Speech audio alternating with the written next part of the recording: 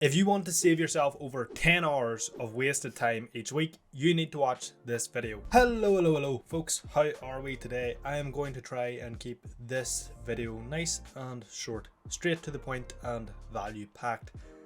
Now, let's see how we actually get on with doing that. Now, in order to save so much time, 10 plus hours per week, you're not going to be able to do that with just one action, one habit. It's going to take a few, and in fact it's going to take 7. Yes, I know, it's 7. It's not that much. Let me explain. You'll understand that it is actually a lot easier than it sounds, and whenever I explain these you'll realize, oh, how the fuck have I not been doing these so far? Like, these are incredibly simple and incredibly easy to do. So the first thing that you want to do is eliminate decisions. So there are certain decisions which we make every single fucking day, every single day without fail. And realistically, these are not decisions that you need to make every single day. So for example, 2 of the most common would be the clothes you wear every day and the meals you eat every day. You do not need to decide them every single day. You can literally pre-decide on, let's say for example on Sunday when you're planning your week, you can pre-decide what clothes you're going to wear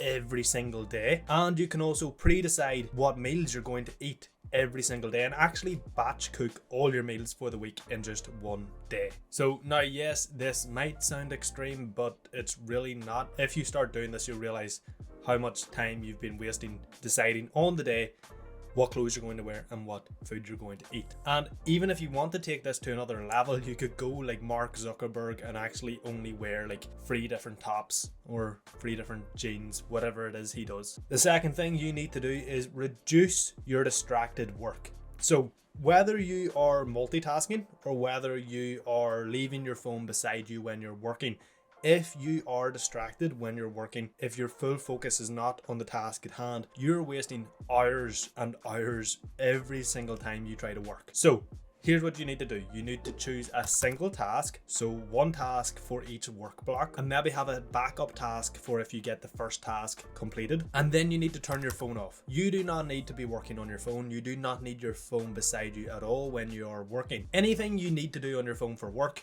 you can do on your laptop or your computer, whatever you're working on. So just turn your fucking phone off, okay? Stop being a pussy, stop using excuses, turn your phone off and actually get focused and do real work. And if you do this, you will literally notice that instead of doing 8 hours of distracted work every single day, you're doing 4 hours of deep work every single day, or around that anyway. Number 3, batch what can be batched. So there's a thing called context switching. So every single time you switch tasks or type of tasks, your brain uses mental energy in order to process the change in what's happening. And of course, if you're doing this context switching of multiple tasks throughout the day, throughout multiple times each day, you're really draining your mental energy and also time, because it's going to take you more time to get refocused on this new task at hand. So what you can do is batch similar tasks together. For example, if you have numerous calls, try to get all those calls booked on the same day. Or if you have numerous writing tasks, try to do all those writing tasks in one day. Or if you have numerous editing tasks, try to get all those editing tasks done in one day. This way you're doing all the same type of task in one day and you're limiting the amount of context switching that's going on. Number 4, say no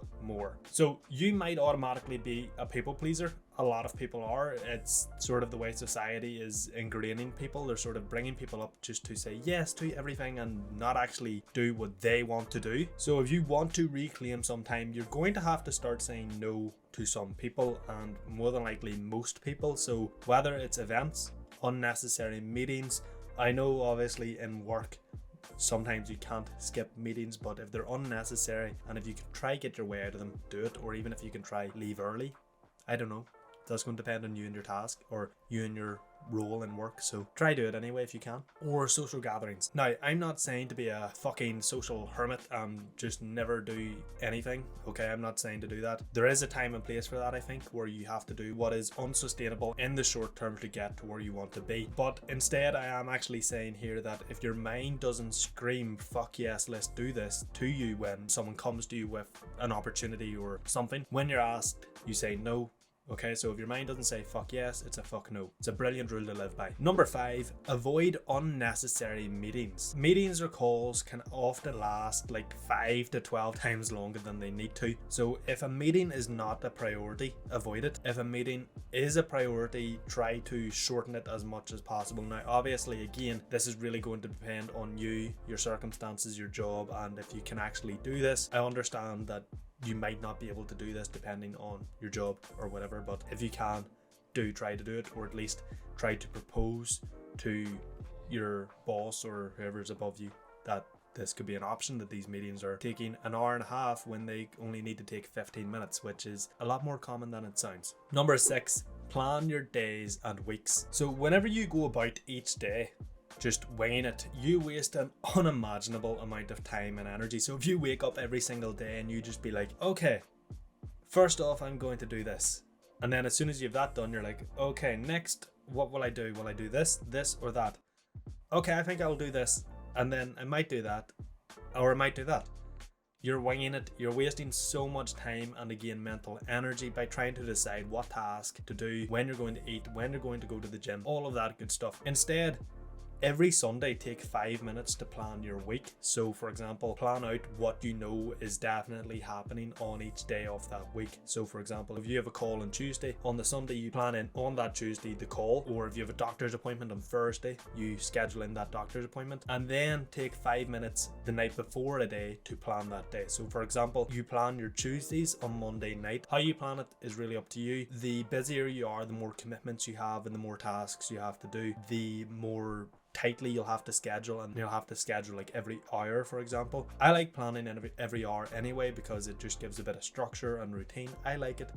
Whatever way you do it, it's up to you. Find what works best for you and your commitments. Just make sure that you plan each week and plan each day. Preferably plan each week on a Sunday, and then preferably plan each day the night before. If you're going to do anything out of these 7 habits, do this. Okay, plan your days and weeks. For how simple it is the most effective thing you'll ever do, and it works wonders. Number 7, last but certainly not least, set deadlines. So there's another concept called Parkinson's law, and this essentially states that a task or a goal will expand to fill the time allocated to it. So for example, if you give yourself 5 minutes to do a task, obviously within reason, you're not going to write a book within 5 minutes. You will complete that task in 5 minutes. Or if you give yourself a year to write a book, you will write that book within a year. However, if you do not set a deadline to your task or to your goal, therefore it technically has infinite time allocated to it, because you have no, okay, this task needs to be completed at this point, so it's just infinite time. It is incredibly unlikely to get done. You're probably never going to do it.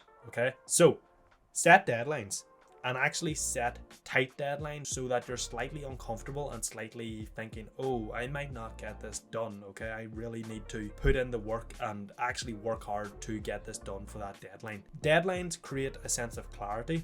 Clarity creates action. Therefore, you get shit done, and you make progress, and you succeed, and you move along your self-improvement journey when you take action. Okay, so set deadlines. Okay, so quick little recap. So if you want to save yourself 10 plus hours every single week, eliminate decisions, reduce distracted work, batch what can be batched, say no more, avoid unnecessary meetings, plan your days and weeks, and set deadlines. Now, that is this video all done, all wrapped up for the week, folks. If you want to chase your potential and you do not want to miss out on any future content that will help you chase your potential, click that follow button, okay?